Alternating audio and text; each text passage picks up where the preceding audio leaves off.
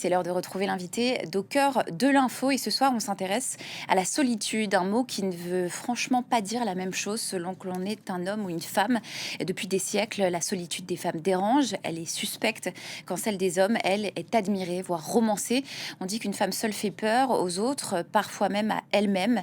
Lorraine Bastide, elle, en fait une force dans son ouvrage Enfin seule, aux éditions Alary. Elle revendique l'enfant solitude, un état qui n'a rien à voir avec le célibat, ni même avec l'isolement, mais un espace choisi, lucide, presque un luxe, celui d'habiter sa vie pleinement, sans avoir à être la moitié de quelqu'un. Bonsoir, Lorraine Bastide. Bonsoir Nina. Ravie de vous avoir avec nous sur ce plateau.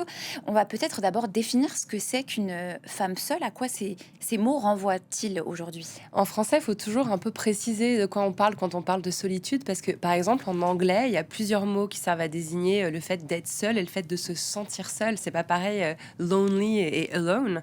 Alors en français, il faut toujours un peu préciser de quoi on parle quand on parle de solitude. Il y a tout un champ lexical qui s'associe à la vie privée, à la vie sexuelle des femmes quand on dit une femme seule. Ça va systématiquement convoquer l'image de Bridget Jones, l'image de la vieille fille avec ses chats, alors qu'effectivement, comme vous l'avez rappelé dans l'introduction, un homme solitaire va plutôt renvoyer au visionnaire, à l'artiste, au génie. Donc c'est un peu à ça que j'ai voulu m'attaquer dans ce livre. Pourquoi le mot solitude ne renvoyait pas à la même réalité selon qu'on parle d'un homme ou d'une femme? Et justement, à quoi ça renvoie quand on dit femme seule plus spécifiquement? Comment c'est perçu en fait dans la société? Eh bien, comme Par une la forme. négative Je souvent. pense qu'il y a effectivement un ressenti d'échec, de honte. Et c'est quelque chose que j'ai surtout observé en regardant des femmes seules autour de moi, qui avaient une vie épanouissante, un travail, des activités culturelles, amicales, sociales, très, très joyeuses, mais qui continuaient à ressentir une forme d'échec dans leur quotidien parce qu'elles n'étaient pas en couple, parce qu'elles n'avaient pas d'enfants. Donc en fait, moins que la solitude, je dirais que c'est le fait de ne pas être en couple qui est extrêmement stigmatisé socialement, et que dans la solitude, au contraire, on peut trouver une forme de force et de rayonnement. On reviendra ensuite à la méthode pour y parvenir, mais pour définir justement ces notions, vous citez dans votre livre Emmanuel Macron qui, en janvier 2024, appelait, je cite, au réarmement démographique, lapsus, pardon, Oui. au réarmement démographique de la France pour lutter contre, je cite toujours, le fléau de l'infertilité. En gros, si vous êtes seul, dites-vous, c'est-à-dire sans mari, sans descendance, et là je vous cite, vous n'êtes rien de moins que la honte de la France. C'est Oui. vraiment comme ça que vous l'interprétez. En tout cas, c'était important pour moi de rappeler parce que c'est vrai que les lois ont évolué. C'est sûr qu'aujourd'hui, les femmes ont le droit, en tout cas en France, à l'avortement, à la contraception, qu'a priori, on a le droit d'être célibataire, on a le droit de ne pas avoir d'enfants. Personne ne va venir nous punir directement si on n'est pas en train d'accomplir ce destin maternel. Néanmoins, notre président de la République actuelle continue d'encourager le natalisme. On sait qu'aux États-Unis, une grande partie des Américaines ont perdu le droit de recourir à l'avortement dans de nombreux États en raison d'une décision de la Cour suprême qui a déconstitutionnalisé ce droit. On l'avait pas vu venir non plus. Il y a beaucoup de pays européens où on est en train de perdre le droit de contrôler son corps. Donc je pense qu'il faut vraiment qu'on garde à l'esprit en tant que femme que cette espèce de volonté de contrôler nos utérus, de nous pousser à un destin reproductif est encore très présent au 21e siècle et qu'il faut qu'on reste vigilante si on veut garder notre liberté. Donc, être une femme seule, aujourd'hui, c'est une notion profondément politique. C'est très politique, évidemment. Et pas parler de solitude des femmes, c'est pour moi extrêmement. C'est un combat féministe en réalité. Et justement, cette solitude, elle est féministe, justement, dites-vous. Pourquoi est-ce que c'est si subversif aujourd'hui de se dire qu'une femme seule peut être heureuse? C'est quelque chose que personne n'arrive à croire. En tout cas, c'est déjà une réalité. Moi, ce que j'ai voulu essayer de comprendre, c'est que pourquoi en France, il y a 11 millions de personnes qui vivent seules, dont 6 millions sont des femmes, et qu'on continue encore d'associer l'idée d'une femme qui vit seule à une forme d'échec. Qu'est-ce qui se passe? Pourquoi il y a un tel décalage entre la réalité sociologique et ce qui se passe dans les imaginaires? Et comme souvent, ce qui pèse, c'est des archétypes, c'est des mythologies, c'est des espèces de propagande, en fait, qui pendant des siècles, nous ont un peu lavé le cerveau et nous ont poussé à penser que le destin d'une femme était de prendre soin des autres. On nous programme vraiment à ça dans l'éducation, mais aussi dans les représentations au cinéma, dans les séries, dans les livres, et ça depuis plusieurs siècles. Donc en fait, vouloir contredire cette idée-là, c'est un peu aller déprogrammer plusieurs siècles d'archétypes, quoi, pour essayer de faire émerger des nouvelles représentations. Mais vous allez encore plus loin. Vous dites qu'une femme ne peut être heureuse que seule. Alors c'est mon petit, c'est mon petit pied de nez. C'est un moment où j'essaye de dire en fait que finalement ce que j'essaye de démontrer dans ce livre, c'est que dans la solitude, les femmes ont la possibilité d'accéder à une entente avec elles-mêmes, à un dialogue avec elles-mêmes et à se sentir bien avec soi. Et ça, je pense que par définition, quand on est femme, on nous empêche un petit peu d'accéder à ça. J'ai l'impression que quand on est femme, dès l'adolescence, il y a tellement d'injonctions, on nous renvoie tellement à l'idée qu'il faut plaire, qu'il faut séduire, qu'il faut se conformer à certains critères de féminité, qu'il ne faut pas vieillir, qu'il ne faut pas grossir. On nous apprend à nous désaimer. Et en étant perpétuellement assigné au couple ou alors aux soins des autres, notamment des enfants, on a rarement l'espace de pouvoir rentrer dans un dialogue apaisé avec soi-même. Donc mon pari, c'est ça, c'est que dans la solitude, les femmes peuvent non seulement trouver une forme d'épanouissement, mais aussi la chance inespérée de pouvoir en fait s'aimer elles-mêmes. Mais quand vous dites assigné au couple, vous parlez du couple hétérosexuel ou de toute forme de couple? Alors au couple hétérosexuel, évidemment, oui, vous avez raison de le souligner. Donc vous excluez le couple homosexuel de cette solitude subie, de ce couple Alors, subi? quand on parle d'injonctions sociétales, évidemment, les injonctions sont très hétéronormatives, même s'il y a une évolution certaine ces quelques dernières années au niveau de ce qui se passe au cinéma, dans les séries, etc. On sait que généralement, on pousse les femmes au couple hétérosexuel. Néanmoins, je pense que dans l'amour, on peut trouver dans toutes les formes de couple, quel que soit le genre des partenaires, cette relation un peu toxique ou un peu dévorante qui fait qu'on va complètement s'oublier soi-même dans l'histoire d'amour. Ça, je crois que c'est vraiment indépendant du genre. Ouais. Donc vous prenez la solitude Pas du tout, parce que comme vous avez lu mon livre et je sais que vous avez compris que, au contraire, moi, je revendique la possibilité d'avoir une vie amoureuse et sexuelle épanouissante, mais sans se rattacher à cette idée. En fait, moi, ce que j'interroge, c'est pourquoi dans la société, il faudrait qu'on ait toujours un plus un avec nous. Pourquoi, pour être complète, il faut qu'on ait une moitié avec nous en permanence, quelqu'un qui pilote la voiture de notre vie à nos côtés. Et je pense qu'on peut tout à fait vivre une vie seule, en étant seul au volant de sa voiture, si vous voulez cette métaphore, je continue de l'affiler, mais en même temps avoir une vie amoureuse, sentimentale, sexuelle, épanouissante, mais très très éloigné en fait des carcans et des nécessités surtout de devoir vivre ensemble, construire ensemble, se projeter ensemble. On n'est pas obligé de vivre comme ça et je crois qu'aujourd'hui il y a énormément de jeunes femmes et de jeunes garçons d'ailleurs aussi qui sont en train de mettre tout ça beaucoup en question. Mais est-ce que c'est pas un luxe réservé à celles qui en ont les moyens? Vous le dites d'ailleurs qu'en France, 5 millions de femmes vivent sous le seuil de pauvreté. Comment on fait pour parler d'émancipation dans ces conditions-là? Il y a une inégalité économique face à la solitude. Totalement, et c'est pour ça que c'est un combat féministe. C'est-à-dire parler de réclamer la capacité pour les femmes de pouvoir vivre seules, c'est réclamer la capacité pour les femmes de pouvoir gagner autant d'argent que les hommes, de pouvoir avoir leur propre logement, de pouvoir s'autonomiser. On sait qu'il y a énormément de femmes qui sont victimes de violences, qui ne peuvent pas quitter le foyer conjugal faute d'avoir une autonomie financière. Donc évidemment, ça a tout à voir avec les contraintes matérielles et ça a à voir aussi avec Virginia Woolf. Il y a 100 ans, dans Une chambre à soi, l'écrivaine anglaise nous disait que pour qu'une femme puisse penser par elle-même, il fallait qu'elle ait un espace à elle et un peu d'argent de côté. C'est encore le cas aujourd'hui. Évidemment, c'est inimaginable si on n'a pas un peu d'autonomie financière. Mais aujourd'hui, et ça, c'est aussi pour ça que je parle d'enfin solitude, les femmes ont accès aux privilèges historiques. Je pense qu'il y a toute une génération aujourd'hui de pionnières qui ont, pour la première fois, l'autonomie professionnelle, financière, économique et la possibilité de vivre seule, qui n'ont plus besoin d'être dans un couple marital pour vivre leur propre vie. Et ça, c'est vraiment très très récent à l'échelle de l'histoire. Par exemple, en France, ça fait que quelques dizaines d'années que les femmes ont le droit d'avoir un compte en banque, de gagner leur propre argent. Donc, je pense qu'effectivement, c'est encore loin d'être une réalité possible pour toutes les femmes, mais qu'on est de plus en plus nombreuses à pouvoir y accéder. Et je veux que celles qui y accèdent puissent le faire en étant heureuses et fières de pouvoir le faire. Oui, parce que c'est vrai que pour l'instant, c'est un constat que vous faites dans le monde occidental, ou en tout cas en France. C'est pas du tout le cas dans plein de pays où la condition des femmes recule de jour en jour. Évidemment, oui.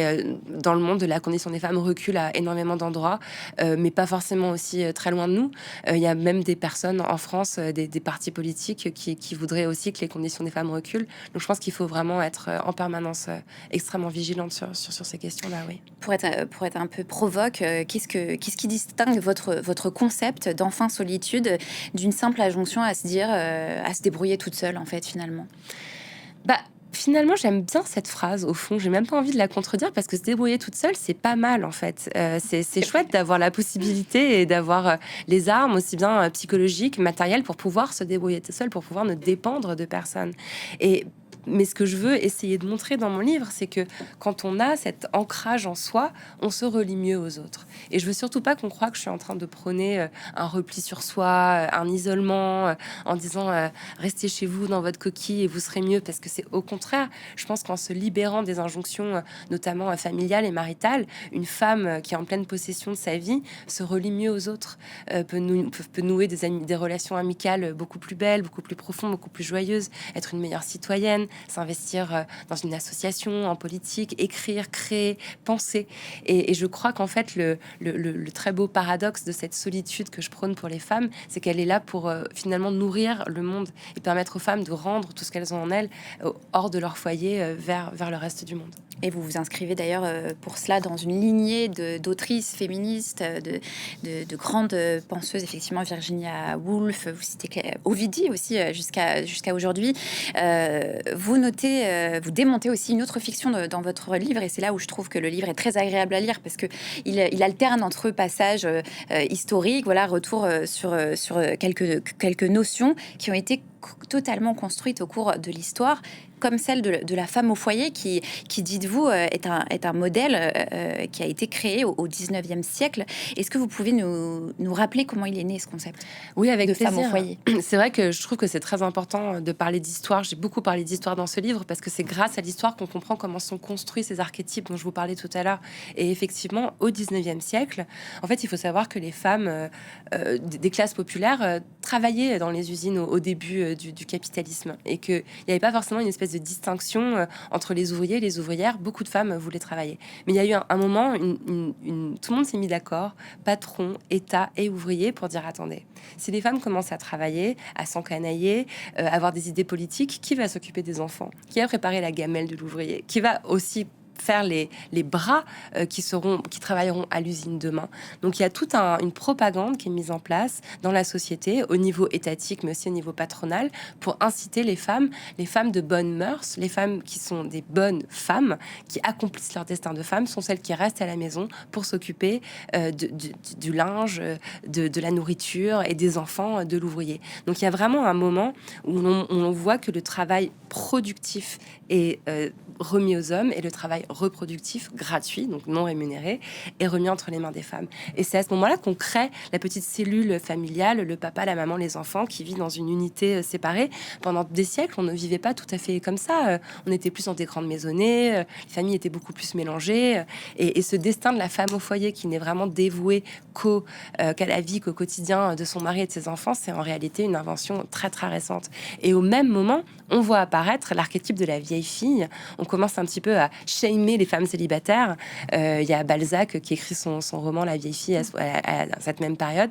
Et donc c'est là que naît en fait l'opprobre jeté sur les femmes qui n'accomplissaient pas leur destin de devenir femme au foyer. Mais qu'est-ce que vous répondez à toutes ces femmes, et elles sont nombreuses et elles existent, qui font le choix et qui s'épanouissent dans ce rôle de mère au foyer? Mais évidemment, enfin, tant que vous avez dit les deux mots clés, tant que c'est un choix, tant qu'elles sont épanouies, moi je veux que les femmes puissent faire exactement ce qu'elles veulent sans ressentir la moindre honte. Je ne veux pas que les femmes célibataires aient honte de ne pas avoir d'enfants, de ne pas être mariées. Je veux pas que les femmes au foyer aient honte d'être des femmes au foyer.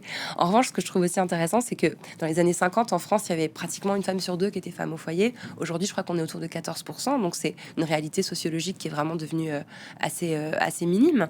Et pourtant, ça reste un idéal assez fort. Je parle dans mon livre de ces vidéos qu'on voit passer beaucoup sur Instagram, de trad wives, qui sont des jeunes femmes, généralement très belles, très bien maquillées, qui nous expliquent qu'elles sont bien dans leur foyer, à faire des gâteaux pour leur mari, à surtout ne pas travailler, à rester au service de leurs enfants.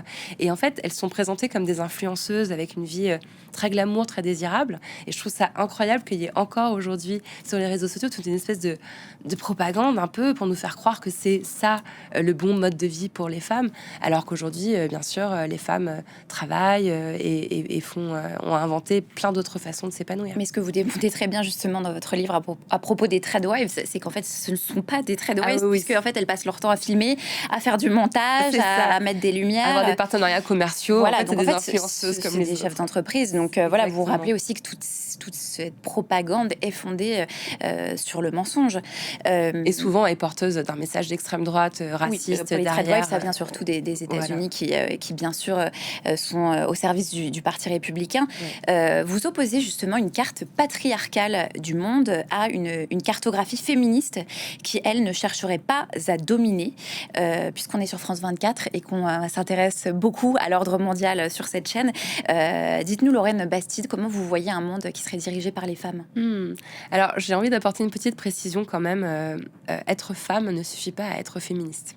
Et ça, c'est quand même aussi très important. Je me bats pas contre les hommes, je me bats contre le sexisme et les idées patriarcales. Et bien malheureusement, aujourd'hui, et partout dans le monde, les idées d'extrême droite, les idées conservatrices qui veulent lutter contre le droit des femmes à disposer de leur corps sont portées par des femmes. Donc voilà, être une femme, c'est pas du tout la clé pour proposer un destin favorable aux femmes. Après, je pense qu'un monde féministe, ça c'est quelque chose que j'ai traité dans mon précédent livre qui s'appelle Futur, aux mêmes éditions, aux éditions Alary, comment le féminisme peut sauver le monde. Je proposais vraiment de regarder le monde avec un regard féministe, et c'est un regard qui serait beaucoup plus ancré sur le soin. Moi, je crois beaucoup à cette pensée du care, à cette idée en fait que revaloriser le soin de l'autre comme une valeur beaucoup plus importante en fait que la défense ou que la guerre, par exemple. Revaloriser les personnes qui prennent soin, que ce soit dans la société, qu'elles soient mieux payées, ou que ce soit au sein des familles, au sein des foyers. Ça, pour moi, ce serait vraiment la première chose à faire pour que le monde soit plus féministe. Mais est-ce qu'on retomberait pas justement dans ce cliché du care, hein, en asservissant à nouveau les femmes à ce rôle du soin, de la protection? Oui, mais en fait, le problème, c'est que tous ces gestes de soins, comme ils ont été relégués au féminin, ils ont été dépréciés. Donc, en fait, il faudrait les revaloriser. Pourquoi dans la société, les personnes qui s'occupent de l'hygiène, de l'alimentation, de la santé, des personnes les plus pauvres, des personnes âgées, des enfants, sont les personnes les moins bien payées? Des personnes qui sont souvent des femmes, souvent issues de l'immigration. Ça montre en fait qu'il y a une espèce de dépréciation pour tous ces gestes qui sont pourtant des gestes vitaux. Je pense que les remettre au centre de la réflexion politique, ce serait la meilleure façon de rétablir un peu de justice dans la société. Le temps file, on va en venir à la méthode que vous proposez. Cette méthode, elle consiste d'abord, selon vous, à apprendre à échapper à la surveillance. Pour conquérir sa solitude, il faut d'abord apprendre à se libérer du regard extérieur et surtout de la validation du monde extérieur. Vous avez cette phrase très forte, le patriarcat n'a pas besoin de gardien de prison, vous l'évoquiez juste avant. Cette surveillance, en fait, elle est intégrée. Alors comment on s'en sort finalement? En tout cas, en avoir conscience, je pense que c'est déjà un très bon début. C'est vrai que je me suis rendu compte qu'il y avait cette idée de surveillance qui était centrale dans mon livre. Qu'est-ce qui faisait que je me sentais si bien, si soulagée dans la solitude? C'est que je ne me sentais plus sous surveillance. Et pourtant, j'ai réalisé qu'en tant que femme, je me scrute. Mes rides, mon poids, voilà, est-ce qu'il ne faut pas que je vieillisse trop, etc. Bon, et c'est vrai que je me suis rendu compte que ces injonctions à la beauté étaient en fait une façon pour le patriarcat de continuer à nous mettre sous cloche, même quand on n'avait plus réellement de regard braqué sur nous. Je pense que plutôt que de vouloir à tout prix s'en libérer, simplement l'identifier et comprendre ça comme un mécanisme, ça permet en fait d'en être plus tout à fait prisonnière. Parce que je veux surtout pas avoir l'air de dire cessons de nous maquiller, parce qu'on peut trouver aussi beaucoup de plaisir, beaucoup de joie à se faire belle, à vouloir être belle, mais simplement ne plus le subir, ne plus le voir comme une obligation et pouvoir s'autoriser aussi les jours où on n'a pas du tout envie de le faire, de s'en libérer totalement. Je pense que voilà, comprendre aussi que ça vient de quelque chose d'extrêmement économique, c'est le capitalisme qui a inventé aussi toutes ces crèmes qu'il faut qu'on se mette, on nous en vende toujours plus. Donc voilà, lire, se renseigner, comprendre la pensée féministe, ça permet déjà de franchir un pas et de se libérer de cette sorte de male gaze intériorisé. C'est l'expression que vous utilisez. Vous affirmez: quand je suis seule, je n'ai pas à être belle. C'est assez violent de se dire que quand on n'est pas maquillé, quand on se laisse aller, on est forcément moche. C'est ça que vous dites? Non, c'est pas ça que je veux dire. Mais par contre, c'est vrai que je sens sens un relâchement de mon corps. Enfin, c'est vrai que là, voilà, je vous parle à la télévision, je me sens obligée de sourire, d'avoir les jambes positionnées d'une certaine façon, de me tenir, voilà. Et quand je suis seule chez moi, bah, effectivement, je peux m'avachir, je peux me faire un chignon à l'arrache et Et porter ça, des c'est être vêtements moche boulochés. pour vous? Moi, je me trouve jolie comme ça. Alors, il nous reste une toute petite minute. Malheureusement, on n'aura pas eu le temps de tout aborder. Mais alors, ce que vous conseillez, je le dis très rapidement puisqu'on manque de temps, c'est d'abord d'ouvrir sa maison, de ne pas cantonner justement la femme dans son foyer, qui est le premier lieu des violences. Vous le répétez beaucoup dans le livre. Et enfin, cette solution inattendue qui arrive à la fin du livre, sans vouloir divulgacher, vous conseillez de nous parler à nous-mêmes. Oui. Exactement, oui, c'est vraiment la clé. Mais je pense que en fait, c'est drôle qu'on fasse passer le fait de se parler à soi-même comme un signe de folie ou d'irrationalité, alors que c'est quelque chose de très très rationnel, qui a même été démontré par la recherche en psychologie. On a une voix intérieure. Et je pense que dans la solitude, même si au début c'est difficile, même si au début on est face à un vide, à un trou noir, quelque chose de très angoissant, au bout d'un moment, on sent en soi s'élever une voix qui est notre voix authentique, qui est notre voix intérieure. Et rentrer en dialogue avec cette voix, c'est une façon en fait très simple de se réconcilier avec soi-même. Et moi, je me parle beaucoup à moi-même et je me suis rendu compte que probablement une grande partie de ma joie quotidienne résidait dans ce dialogue que j'entretenais avec moi. Lorraine Bastide, merci beaucoup et je vous invite donc à découvrir ce livre qui s'adresse aussi aux hommes. Tout à D'ailleurs. fait. Il y a beaucoup d'hommes qui le lisent et qui l'apprécient. Merci.